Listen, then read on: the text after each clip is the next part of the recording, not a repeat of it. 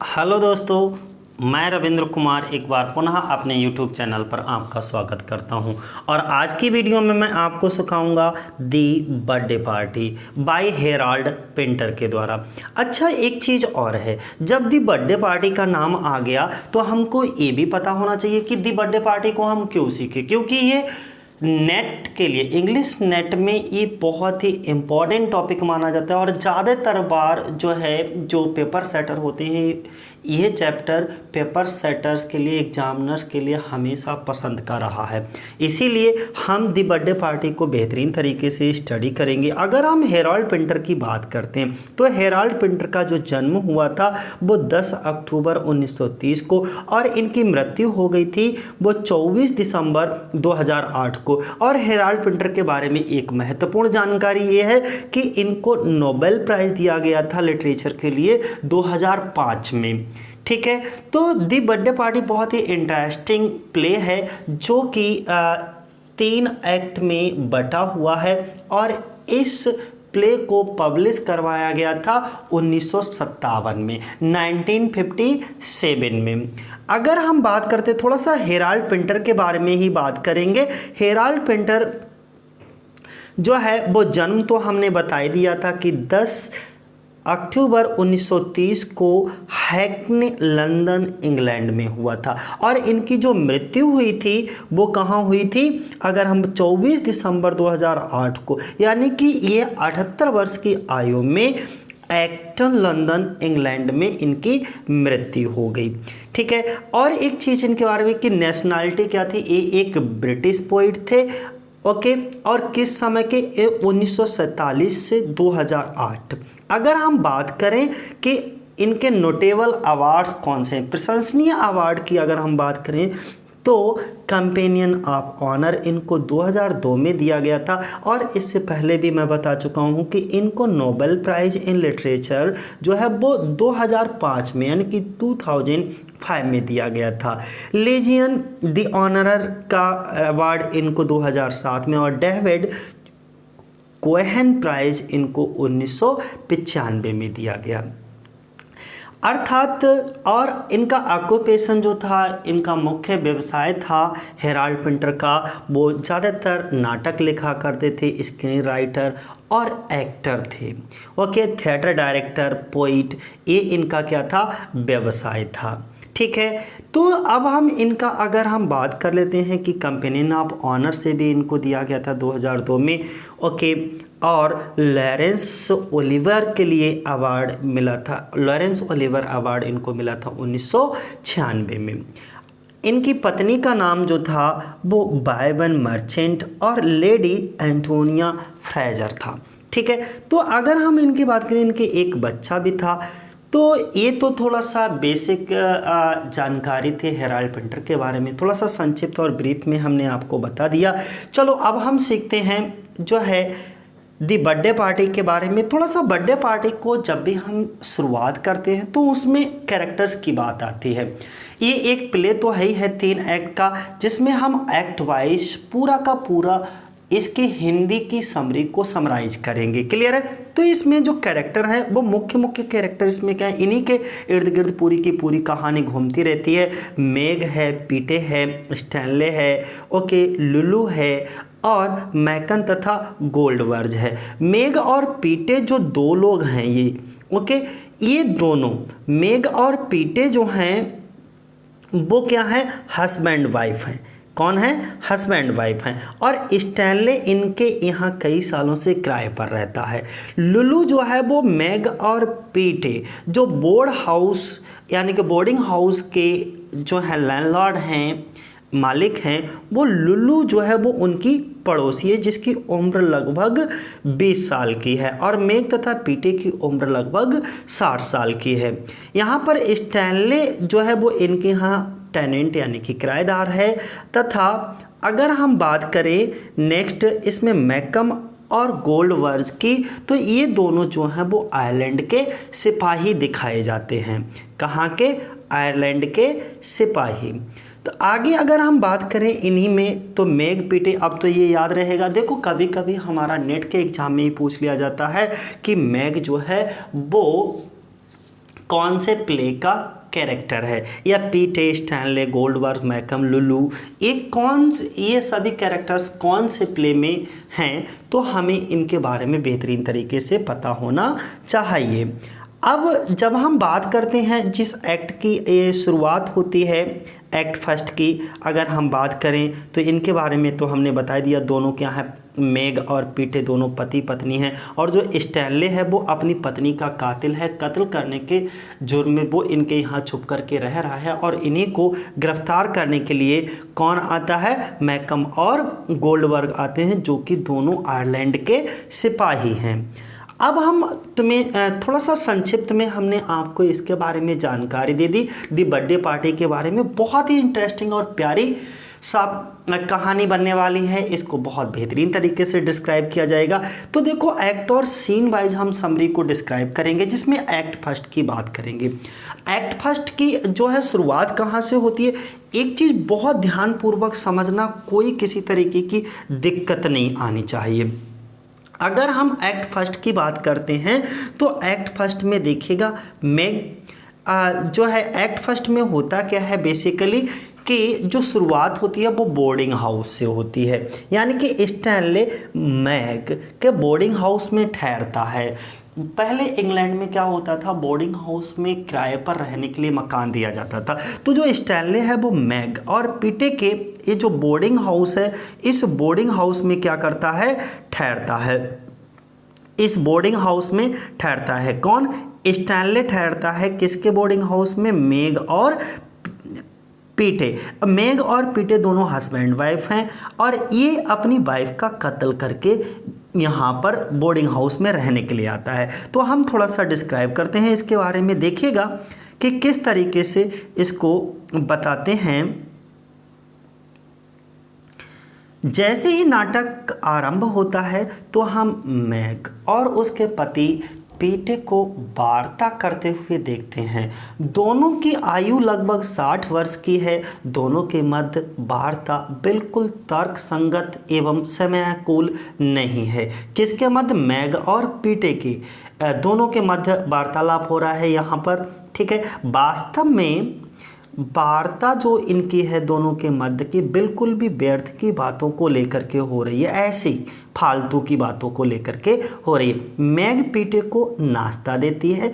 जो पीटे की पत्नी मैग है वो अपने पति पीटे को नाश्ता देती है और पूछती है कि क्या उनके बोर्डिंग हाउस में ठहरने वाला व्यक्ति नीचे आ गया है। लेकिन इनके बोर्डिंग हाउस में ठहरने वाला व्यक्ति होता कौन है, स्टैनले। कौन होता है, स्टैनले।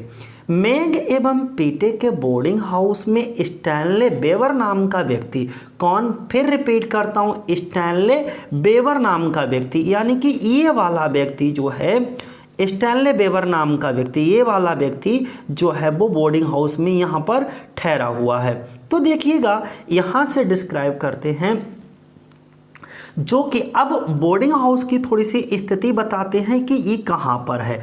तो देखो मेग और पीटे के बोर्डिंग हाउस में स्टैनले बेवर नाम का व्यक्ति लगभग 1 वर्ष से ठहरा हुआ है। तो ये जो स्टैनले है वो बोर्डिंग हाउस में कितने समय से रह रहा है, लगभग 1 साल से, ठीक है, 1 वर्ष से, समुद्र के समीप स्थित। और इस बोर्डिंग हाउस की लोकेशन है वो समुद्र के समीप स्थित है की व्यवस्था मेग स्वयं करती है, यानी कि समुद्र के समीप स्थित बोर्डिंग हाउस की व्यवस्था मेग स्वयं करती है तथा उसका पति समुद्र के किनारे किसी स्थान पर कोई कार्य करता है। कौन,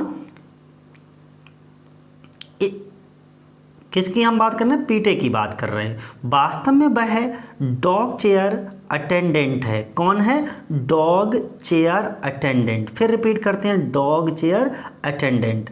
मैग ने अपने बोर्डिंग हाउस में ठहरने वाला व्यक्ति बहुत पसंद है। जो मैग यानी कि पीटे की वाइफ मैग हैं को अपने बोर्डिंग हाउस में ठहरने वाला व्यक्ति पसंद है। कौन, स्टैनले बेवर, तथा उसने उससे घनिष्ठता बढ़ा ली है। उसको स्टैनले को, यानी कि उसको, किसको, स्टैनले को, जो कि उसके घर में ठहरने के लिए आया है, को नाश्ता देती है।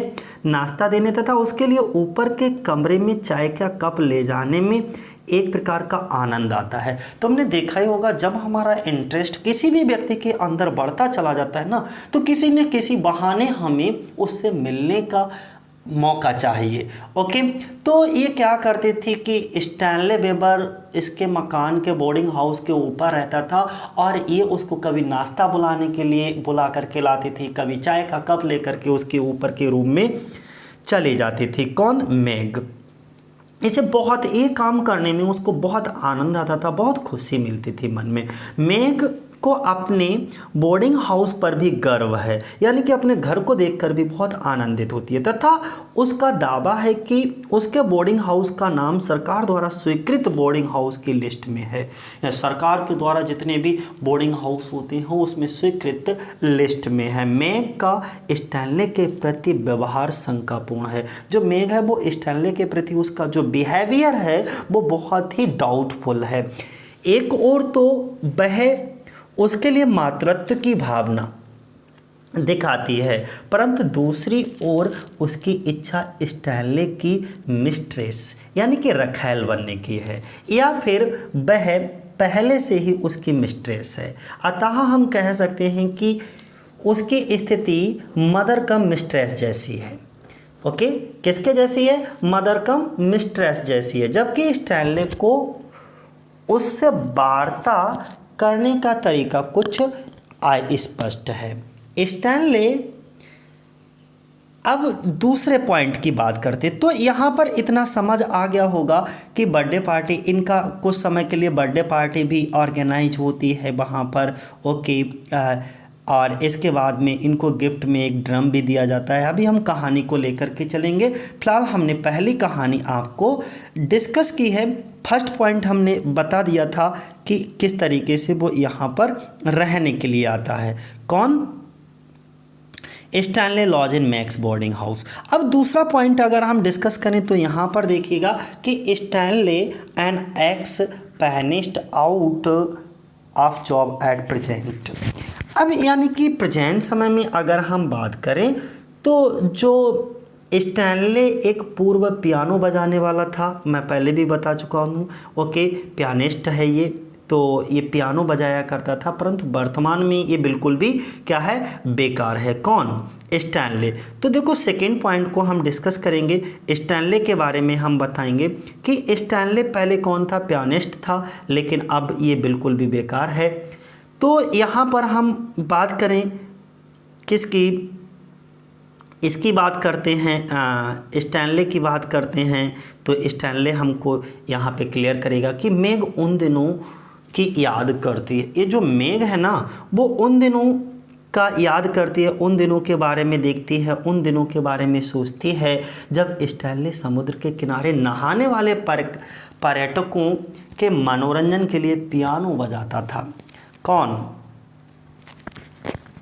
किसकी बात कर रहे हैं हम लोग, स्टैनले की।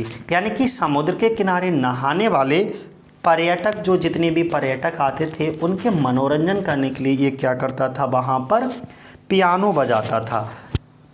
अब हुआ क्या, उन्हीं दिनों में, उन दिनों वह एक संगीत ऑर्केस्ट्रा पार्टी से जुड़ा हुआ था जो समुद्र के किनारे नियमित रूप से कार्यक्रम प्रस्तुत करती थी, परंतु अब कुछ समय से वह बिल्कुल बेकार था। उसके पास किसी तरीके की कोई नौकरी नहीं थी, कोई जॉब नहीं कर रहा था। मैग चाहती थी कि स्टैनले पियानो बजाने का अपना कार्य पुनः प्रारंभ कर दे, परंतु स्टैनले कहता है कि उसके पास स्वयं का पियानो नहीं है। वह उसे, यानी कि मैग को सूचित करता है उसे पियानो बजाने की बहुत अच्छी नौकरी मिल रही है और शीघ्र ही वह यह स्थान छोड़ देगा तथा संगीत पार्टी में सम्मिलित हो जाएगा जो यूरोप के सभी बड़े नगरों में भ्रमण करेगी। स्टैनले तथा मैग के मध्य क्या होता है, संबंध दिखाई देता है। यहाँ पर तीसरे पॉइंट की बात करेंगे, यानी कि दी रिलेशनशिप किसके रिलेशनशिप की बात करेंगे, तो देखिएगा the relationship between Meg and Stanley. कौन? The relationship between Meg and Stanley. अब देखो मेग और स्टैनले के मध्य जो संबंध होता है, हम उस संबंध की बात करते हैं कि क्या संबंध है। तो जो मेग और स्टैनले है उसके मध्य, यानी कि ये जो मेग, ये दिख रही होगी इस तस्वीर में आपको, ओके, मेग और जो स्टैनले है इनके मध्य आखिर संबंध क्या है। तो स्टैनले तथा मेग के मध्य कुछ असंगत वार्ता होती है और कभी कभी स्टैनले मेग के बोर्डिंग हाउस के विषय में तथा उस नाश्ते के विषय में जो मेग उसको देती थी के विषय में खराब टिप्पणी भी कर देता था कि आपका नाश्ता अच्छा नहीं है, ये है वो है, या आप जो बोर्डिंग हाउस पर बहुत ज़्यादा गर्व करती हो ओके बहुत अच्छा कहती हो, बोर्डिंग हाउस भी बहुत अच्छा नहीं है। इस तरीके से वो उसके विषय में जो है वो गलत तरीके से टिप्पणी कर दिया करता था। यद्यपि उसके साथ ही वह इस बात को भी स्वीकार करता है कि मेग उसकी अत्यधिक और महत्वपूर्ण सेवा करती है, कि मेग जो है वो बहुत ज़्यादा उसकी देखभाल करती है तथा बिना मेग के उसके लिए अपने दिन प्रतिदिन के कार्यों को संभालना कठिन हो जाएगा। स्टैनले केवल नाश्ते तथा उस कमरे से ही असंतुष्ट नहीं है जिसमें वह रहता है, वरन वह मेग के बोर्डिंग हाउस की पूर्ण व्यवस्था से ही असंतुष्ट है और मेग की उपस्थिति में ही वह अपने असंतोष को प्रकट कर देता है। वह उस पूरे प्रतिष्ठान को शोरों को रहने का स्थान कहता है तथा ना ही उसके कक्ष की सफाई किए जाने की आवश्यकता है। मेग कामुक मूड में है, मेग बहुत ज़्यादा उत्तेजित हो जाती है, एक्साइटेड मूड में है तथा कहती है कि उसने इस कक्ष में कुछ सुहावनी शामें व्यतीत की हैं, सुहावनी रातें व्यतीत की हैं। कदाचित उसका संकेत है कि वह स्टैनले के साथ इस कमरे में मौज मस्ती करती रही है। ओके, तो मेग और स्टैनले की माता के समान, जबकि मेग जो है वो स्टैनले की माता के समान है, परंतु कभी कभी वह अपनी सीमाएं लांघ जाती हैं और इस प्रकार का व्यवहार करती हैं जैसे वह उसकी रखैल अथवा गृहिणी यानी कि पत्नी हो। अब क्या होता है कि यहाँ पर हम एक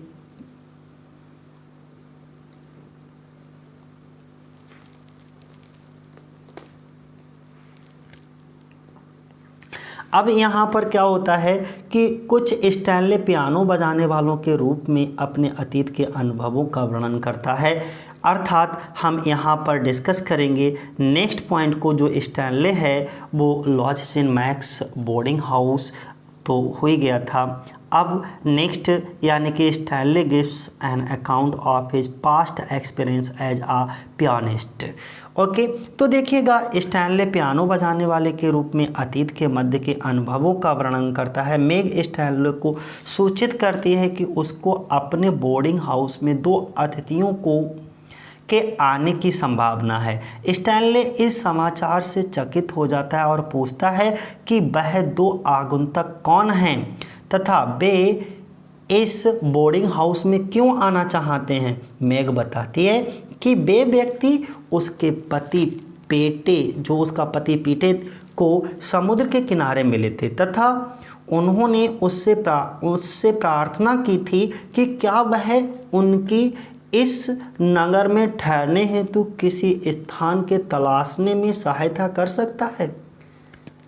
जो नए वहाँ पर विजिटर थे के विषय में स्टैनले की जिज्ञासा बढ़ गई कि ये जो नए विजिटर हैं वो कौन हैं, क्या हैं, क्योंकि इसके मन में एक डर बसा हुआ था, ये अपनी पत्नी का कातिल था कि कहीं ऐसा तो नहीं कि ये डिटेक्टिव हों, उसके बारे में कुछ जानने के लिए आए हों, ये सब चीज़ें उसके, तो उनके मन में उसको जानने की, स्टैनले के मन में उन दोनों के बारे में जानने की जिज्ञासा बढ़ जाती है और वह उसके विषय में मेग से बहुत से प्रश्न पूछता है। यद्यपि मेग उन प्रश्नों के उत्तर देने की स्थिति में नहीं है क्योंकि उसको बहुत ज़्यादा उसके बारे में नहीं पता है, क्योंकि उसको भी उसके विषय में कुछ भी मालूम नहीं है। जो उसको बोर्डिंग हाउस में आने वाले हैं। यानी कि जो भी समुद्र के किनारे इसके पति पेटे को टहलते हुए मिले थे, जिसने इनसे पेटे से मदद मांगी थी कि हमको इस नगर में कहीं ठहरने का कोई मकान मिल जाएगा, तो पेटे उसको अपने बोर्डिंग हाउस में ले आते हैं और अपनी पत्नी से कहते हैं कि आज हमारे यहाँ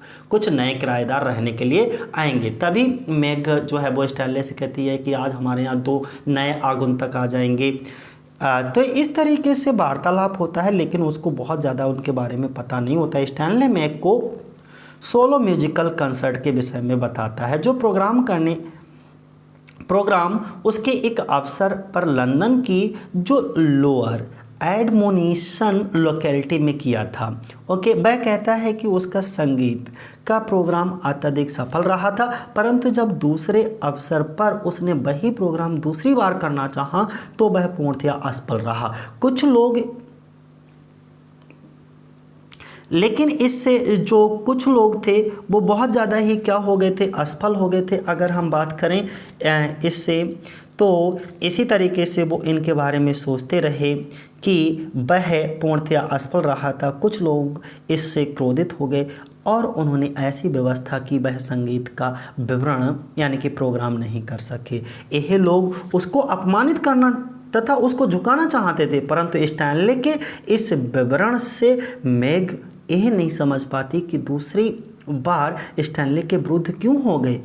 इस सफल और असफल प्रोग्राम के विवरण मेघ के रहस्यमय लगा। जो मेघ थी उसको बहुत ही जो है मिस्टीरियस लगा। तो मेघ ने अपनी इच्छा व्यक्त की कि उसको तथा बोर्डिंग हाउस को छोड़कर नहीं जाए और वह चाहती है कि वह उसके बोर्डिंग हाउस में ही रहता रहे। अब होता क्या है नेक्स्ट में कि जो स्टैनले फीलिंग परटर्ब्ड, मेघ नर्वस। अब जो स्टैनले है वो व्यथित लगता है, बहुत परेशान लगता है, परटर्ब है। ओके, और मेघ भी क्या है, थोड़ी सी नर्वस है।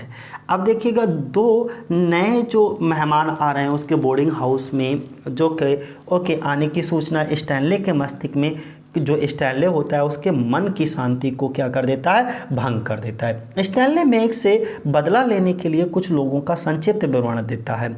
वे जो एक वैन में उसी दिन बोर्डिंग हाउस में आएंगे तथा उसके साथ एक बेल बारू भी लाएंगे, जिससे वह एक लाश को इस स्थान से ले जाएंगे। ये जानकर मेघ जो है नर्वस हो जाती है, उसे भय लगता है कि उस दिन कुछ ऐसा घटित हो सकता है जिसकी उसे अपेक्षा नहीं है। वह ये सोचकर नर्वस हो जाती है कि वे व्यक्ति उसके साथ बेल बारू शायद उसकी स्वयं की लाश को ले जाने के लिए ला रहे हैं। इस प्रकार हम देखते हैं कि स्टैनले तथा मेघ दोनों इस समाचार से परेशान हैं जो उन दोनों ने एक दूसरे को दिए थे। अब इसी बीच में क्या होता है, कहानी एक और कैरेक्टर की दिखाई देती है और जो नया कैरेक्टर हमारे बीच में आया है वो है लुलू। कौन है, एक नया कैरेक्टर हमने तुम्हें बताया था लुलू के बारे में। ये लुलू है। लुलू जो है वो 20 साल की एक युवा लड़की है, यानी कि हम कह सकते हैं जो लुलू के बारे में बात करेंगे तो ये जो है स्टैनले युवा लड़की लुलू में वैसे तो कोई रुचि नहीं रखता है। ओके, लेकिन यहाँ पर जो लुलू है वो मेघ और पीटे के घर के पास में रहती है और अक्सर उनके घर पर आती जाती रहती है। अच्छा, लुलू की एक खासियत है कि ये अपने से ओल्ड एज, मिडिल एज के पति को जो है अधिक पसंद करती है, अर्थात हम कैसे अधिक उम्र के लोगों को अधिक इंटरेस्ट लेती है, ज़्यादा रुचि रखती है। तब इसमें क्या होता है कि लुलू एक युवा लड़की है जो मेघ के पड़ोस में रहती है। वह मेघ से मिलने आती है। वह अपने साथ एक पार्सल भी लाती है। उसके हाथ में एक पार्सल होता है। मेघ कुछ खरीदारी करने के लिए बाहर जा रही है। वह लुलू से पार्सल कमरे में साइड बोर्ड पर रखने को कहती है। जैसे ही मेघ बाहर जाती है लुलू स्टैनले से बात करने लगती है, क्योंकि ये चंचल स्वभाव की है थोड़ा। ओके, यानी कि हम ये कह सकते हैं कि यह अपने अपीयरेंस से स्टैनले को रिझाती है और उसे एंटी सोशल कहती है, क्योंकि जो स्टैनले है वो किसी से भी मिलता जुलता नहीं है।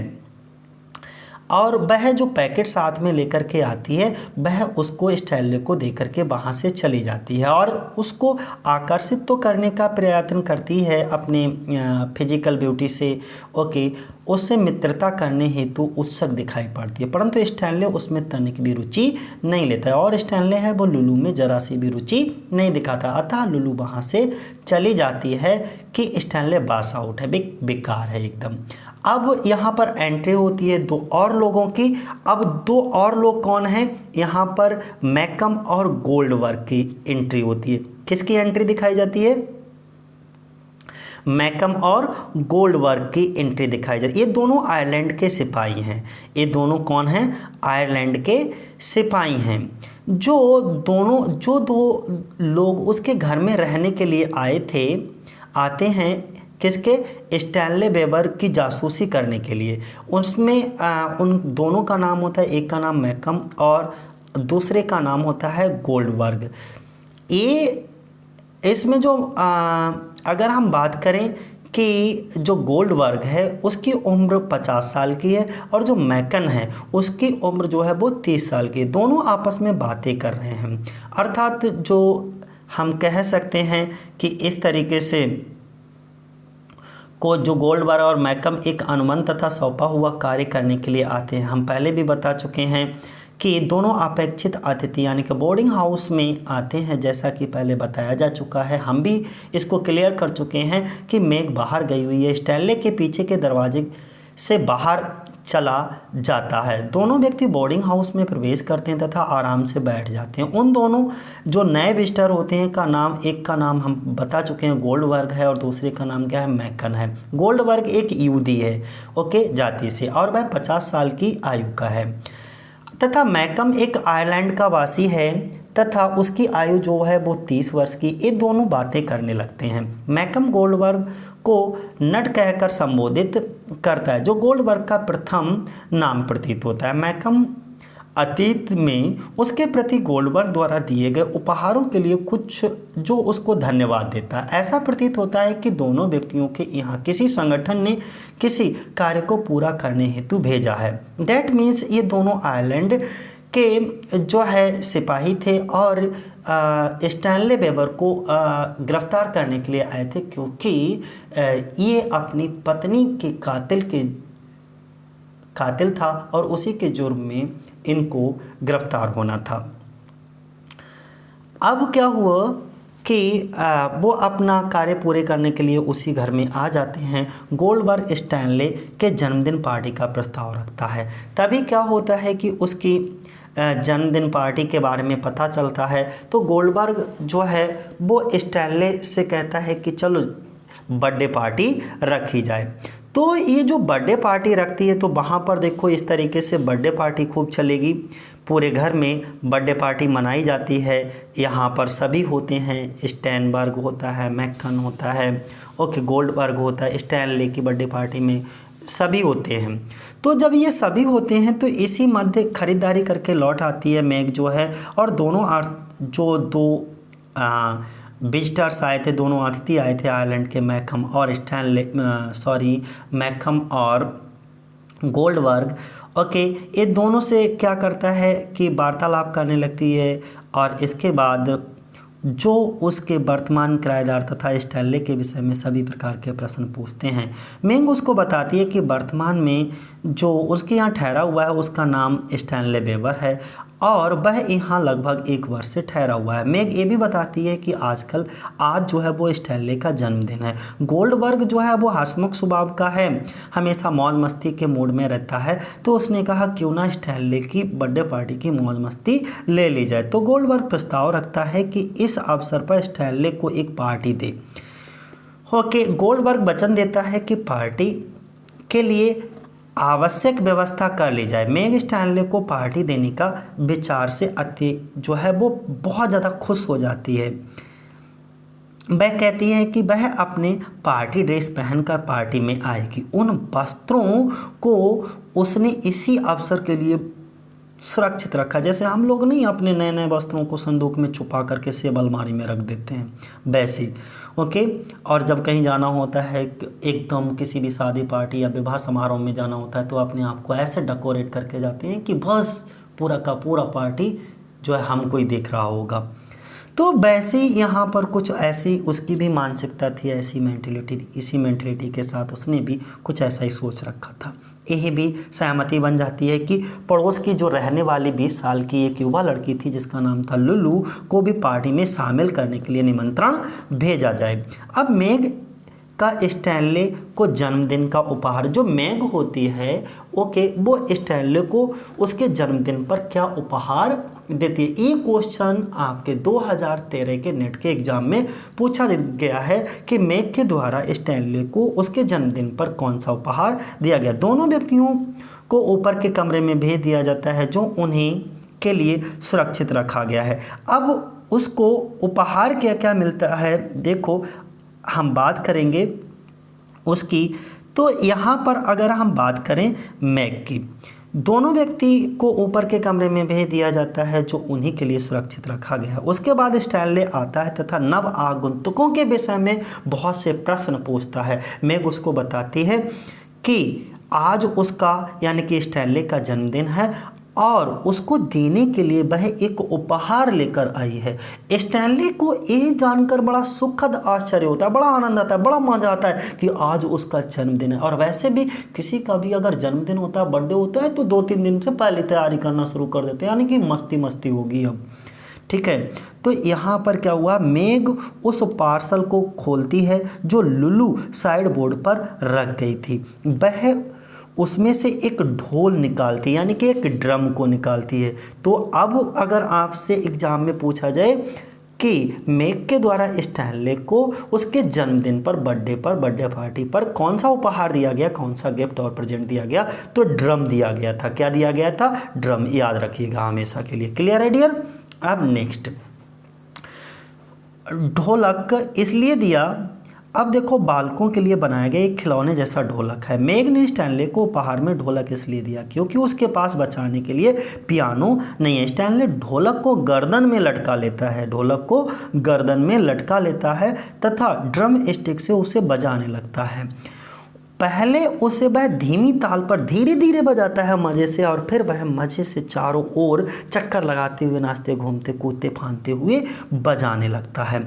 जैसे होली पर ढोल बजाते हुए लोगों को तुमने देखा होगा। अचानक उसके ढोल बजाने की गति अनियमित हो जाती है और वह ज़ोर ज़ोर से ढोल बजाता है। फिर वह अनियंत्रित हो जाता है और बिना ताल की चिंता किए बड़ी शक्ति के साथ ढोलक बजाता है। वह एक असभ्य व्यक्ति की भांति इस प्रकार ढोलक बजाता है मानो उसकी बुरी आत्मा ने अपने नियंत्रण में कर लिया हो, जो उसके बस में वह ढोल बजा रहा हो। और यहीं पर क्या होता है कि जो फर्स्ट एक्ट होता है वो समाप्त हो जाता है। अब जो दूसरा एक्ट हमारा शुरू होगा लास्ट का, इसी तरीके से जो दूसरा last max birthday party present जो है टू स्टैनले के लिए क्या मिलता है, ये हेडिंग हमने आपको बता दी।